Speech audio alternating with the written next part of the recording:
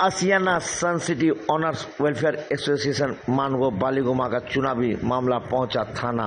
वर्तमान कमेटी का कहना है कुछ चंद लोगों के कारण सोसाइटी में हमेशा होता था विवाद, जिन लोगों को हम लोग कर दिया निष्कासित। उन लोगों ने इससे पहले किया है लाखों का घोटाला, अब थाना में पहुंचकर विवाद पैदा कर रहा है। किसी तरह कोई विवाद नहीं है। चुनाव 30 अप्रैल को होना था, हर हाल में 6 अप्रैल को कराया जाएगा संपन्न।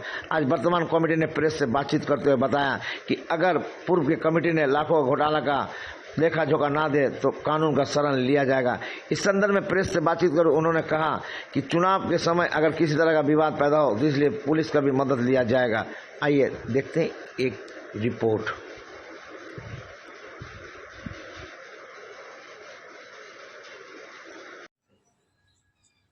उनको बैन किया है इलेक्शन का किसी प्रक्रिया में आने से। सेकंड की वो पूरी तरह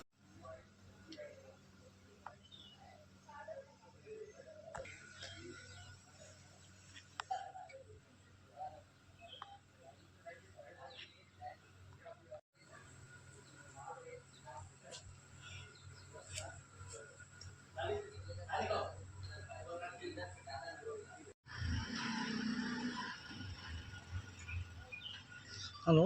हाँ, आप फ्री? तुमको कौन सिखाएगा? छोटी बहन को सिखा।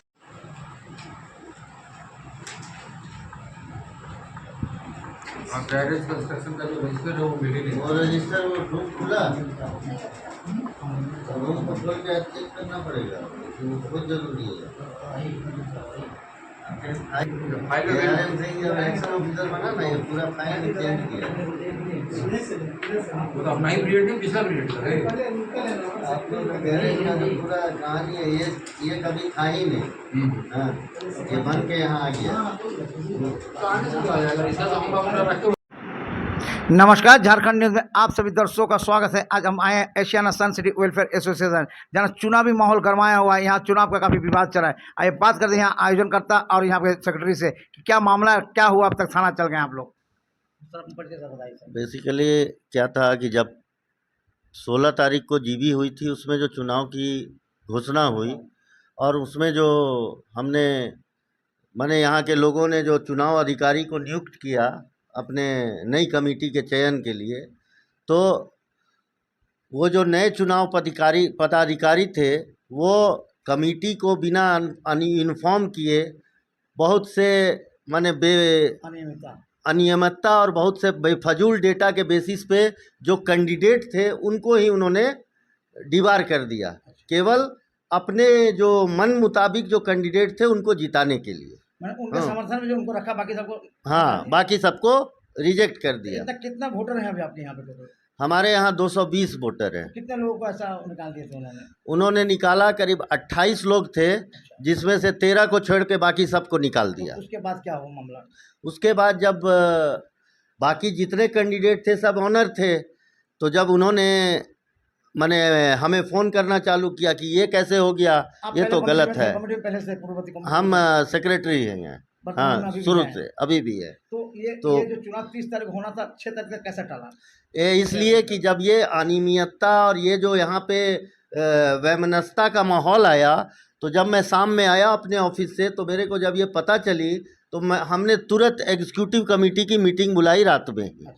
और एग्जीक्यूटिव कमेटी के मीटिंग के द्वारा प्रेसिडेंट साहब ने ये निर्णय लिया कि जो जनरल बॉडी ने जिस इलेक्शन ऑफिसर को नियुक्त किया है वो हम इमीडिएट ये जनरल बॉडी बुलाएंगे और इस अनियमितता के बारे में बात करेंगे, और जनरल बॉडी जो डिसाइड करेगा हम उसके बेसिस पे आगे क्या फैसला लिया आप लोगों कैंडिडेट के ऊपर? तो जनरल बॉडी ने ये फैसला लिया कि इन्होंने बहुत ही गलत किया है और इनकी ट्रैक रिकॉर्ड रही है कि ये हमेशा गलत करते हैं, तो इनको हमेशा 3 साल तक के लिए डिबार कर दिया जाए, निष्कासित कर दिया। नाम बताइए उन लोगों का। ये है मिस्टर राममूर्ति सिंह और एक अमरिंदर कुमार अमर। क्या अनियमितता पाया गया उन लोगों के ऊपर? उन्होंने हम ये अनियमितता ये किया कि इलेक्शन में एक क्लॉज होता है कि जिनके ड्यूज रहेगा उनको माने डिस्क्वालीफाई कर दिया जाएगा। तो ये जो निष्कासित किया आप लोग, जनरल बॉडी मीटिंग बुला के निष्कासित किए या उसी दिन पहले नोटिस वगैरह किए थे हमको? उसी दिन फैसला ले लिया? नहीं, हमने उनको इनवाइट किया कि जनरल बॉडी ही आपको अपॉइंट किया था, इसलिए जनरल बॉडी में आइए और अपनी सफाई दीजिए। या अपना पक्ष रखिए। कारण बताओ, नोटिस हाँ, जारी किया था आप लोगों हाँ, लेकिन वो उसमें नहीं आए। ने? नहीं आया, हम्म। इनको निष्कासित कर दिया। इससे पहले इसको- नोटिस जारी नहीं किए। नहीं, तो इनको इस संबंध में निष्कासित कर मामला दिया। थाना तक कैसे पहुंचा? मामला थाना तक कि हम लोगों ने नया इलेक्शन ऑफिसर उसी दिन जनरल बॉडी में नियुक्त किया। और सब एक ही दिन में सब कुछ कर दिए? हाँ, उसी दिन जनरल बॉडी में। लेकिन क्या प्रोटोकॉल में ऐसा है एक दिन में सब कुछ कर सकते हैं? हाँ, बेसिकली सोसाइटी एक्ट में ऐसा नहीं है सर। नहीं, प्रोटोकॉल में ऐसा है कि जनरल बॉडी वहाँ खड़े खड़े सर्वोपरि पूरी सर्व- कमेटी बना सकती बना है। सकते हैं। हाँ, ये बाईलॉज ऐसा कहता है कि जनरल बॉडी वहाँ खड़े खड़े अगर 11 आदमी को चुन दिया तो वो इलेक्ट हो गया। तो मैंने हाँ। ऐसे ही हुआ उस दिन जो हुआ था। ऐसा हुआ नहीं, हम लोगों ने इलेक्शन ऑफिसर नियुक्त किया फिर से कि आप एक फ्री एंड फेयर इलेक्शन कराइए। अगर कोई आता है। अच्छा सर, अपना पूरा नाम बताएं सर। चिरंजीव कुमार, क्या हुआ सर अभी आप? General secretary. सर अब व्यक्ति बैठ के लेते हैं, अब पेशेंट को लास्ट में इतना लगा, पेशेंट से हाँ भरवा लेते हैं। कहाँ तक सहमत है इस बात को? नहीं, इस बात को इसलिए सहमत नहीं है कि आपको इस पे कुछ तथ्य आपको सामने प्रस्तुत करता हूँ। बताइए। हमने वो जो प्रेसिडेंट हैं हमारे 80 साल से ऊपर के बुजुर्ग व्यक्ति हैं, और उनको हमने कमेटी में इसलिए लाया था कि एज ए गार्जियन वो हमारे पीछे रहें कि अगर हमसे कोई गलत कदम हो तो वो हमें थप्पड़ भी मार सके और हमारा पीछे से कॉलर भी खींच सके। हाँ, इसी कारण से उनको हर एक जगह पे तंग नहीं किया जाता है। जब बहुत इम्पोर्टेंट चीज़ हुआ तो उनको बुलाया जाता है, और उनको जो सही लगता है वही वो काम करते हैं। अगर उनको गलत लगता है तो वो उस पर कोई विचार नहीं देते हैं। ये आपका कहना बिल्कुल सही है कि सीनियर सिटीजन है, एज ए गार्जियन है, आपको हमेशा सलाह देता है, अच्छा रास्ता दिखाते हैं। लेकिन उन लोग कहना है कि हम आप लोग उनको रिमोट बना के इस्तेमाल कर रहे हैं और उनको सीधा फैसला, क्या देखिए- एजीएम में हमेशा फैसला देने का एक सर्वोपरि मानते हैं उसे आप? बेसिकली हम लोग जो है, हम लोग हमेशा एजीएम को ही सर्वोपरि माने हैं, और यहाँ पे एजीएम जो ही है वो सुप्रीम पावर है। और हम चाहते हैं कि जो ये आरोप लगा रहे हैं वो आके एजीएम को फेस कर लें। अगर हम गलत होंगे तो हम अपनी ज़िंदगी में कभी इस कमेटी में आने के लिए आगे नहीं आएंगे। मैं ये बात बोलता हूँ, लेकिन वो एजीएम को फेस करे, मेरा यही कहना है। सोसाइटी के एकमात्र महिला कैंडिडेट वाइस प्रेसिडेंट में है, सुनंदा जी से बात करते हैं। सुनंदा जी, क्या कहना चाहते हैं? आपने घोटाला का आरोप लगा, कितना रुपया घोटाला हो गया होगा अब तक? हम लोग ने जैसा ऑडिट रिपोर्ट निकाला उसके हिसाब से तो लाखों लाख रुपए इन लोगों ने घोटाला किया है। और मुझे लगता है कि ये मेंटेनेंस ऑफ जो हुआ है, जो मेंटेनेंस इन लोगों ने वर्ड्स माफ़ किया है इन लोगों ने, इसके यही एक बेसिस है कि चाहते हैं कि हम फिर आएँ और जो लंबे ड्यूज़ हैं उनको हम लोग क्लियर करें। तो इसी कितने रुपया घोटाला किया? कितना होगा amount? I think 4 to 5 lakhs घोटाला हुआ है इन लोगों का। कौन लोगों ने, क्या नाम क्या उन लोगों का? नाम दो एक RM सिंह अंकल हैं एंड अमरिंदर कुमार अमर हैं। इन लोग दोनों को निष्कासित किया गया है। तो ये जो घोटाला हुआ इसका आप लोग भरपाई कैसा करिएगा? इसीलिए इसी मुद्दा को तो हम लोगों ने चाह रहे कि जीबी में रखें और नेक्स्ट कमेटी जो है इसको फिर आगे कंटिन्यू करे कि कैसे हम लोग इसको इस दौरान कानूनी दाव पेश होगा तो उसमें कैसे आप लोग सामना करेंगे?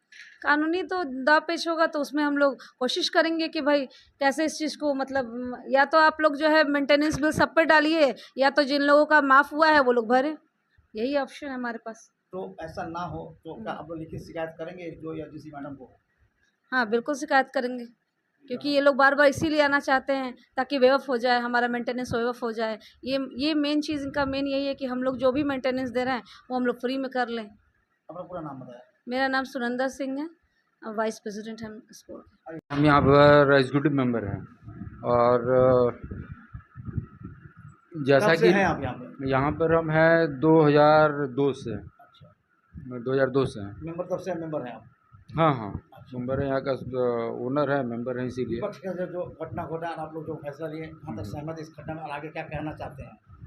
आगे करने के लिए हम लोग एक्चुअली इलेक्शन जो उन लोग किए थे उसमें सारा डॉक्यूमेंट उठा कर उन लोग घर ले गए थे। पहला मतलब पॉइंट यहीं से मतलब हुआ था। हाँ, जो कि वो जो इलेक्शन ऑफिसर थे वो इलेक्शन का सारा मटेरियल उठा के घर ले जाते थे।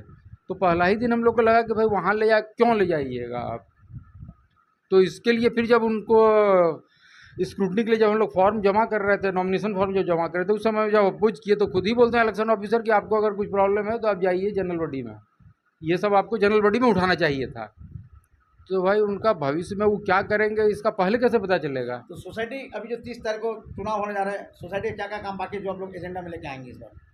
नहीं, अभी तो इलेक्शन छोड़कर कोई एजेंडा ही नहीं है, सब लोग उसको कब्जा करने पर लगा हुआ है। यहाँ एफडी का पैसा पहले भी लोग भ्रष्टाचार किए हैं एफडी में, तो इसीलिए हम लोग का मेन मुद्दा ही है जो कि भाई जो भी आदमी भ्रष्टाचार करने वाला है उसको बाहर रखना ये है। जो फ्लैट है कहाँ पे है, ये नाम बताइए जगह का।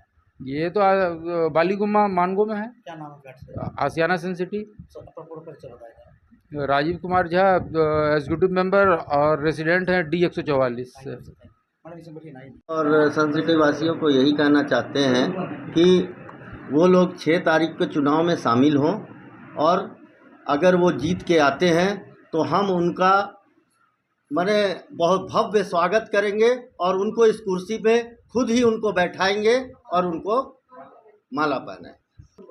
सन सिटी वेलफेयर सोसाइटी में हम बैठे हुए हैं। यहाँ पे 6 तारीख को चुनाव होने जा रहा है। उस दिन लग रहा है रण क्षेत्र बनेगा, लेकिन कमेटी पूरा कमर कस ले, कमेटी भी पूरा तैयार है और कमेटी तैयार है। विपक्ष भी कानून का सहारा ले चुके हैं। आगे देखना है, दिलचस्प हो रहा है, आगे हम दिखाते रहेंगे।